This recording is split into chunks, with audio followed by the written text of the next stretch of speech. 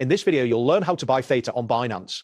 By following these steps, you will successfully complete your purchase and manage your cryptocurrency assets effectively. Begin by logging into your Binance account. Once you are logged in, navigate to the wallet section, which is usually located on the top menu of the home page. In this section, you will find options to deposit funds. Select the option to deposit either cryptocurrency or fiat currency into your spot wallet. After initiating the deposit, verify that the funds appear correctly in your wallet.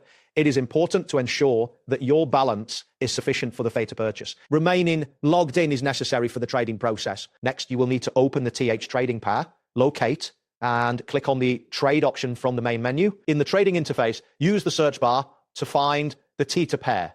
You can search for pairs like Theta/USDT, which is the most commonly used pairing. Once you select the correct pair, take a moment to review the chart and price movements to understand the current market conditions. At this stage, decide whether you want to place a market order or a limit order and prepare the details for your purchase. Once you've made your selections, it is time to confirm your purchase.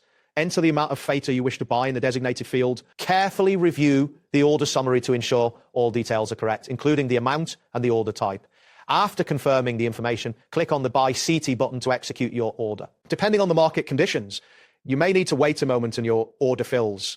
This process may take some time, especially during periods of high trading volume. After your order has been executed, check your wallet to confirm that the Theta tokens have been added successfully.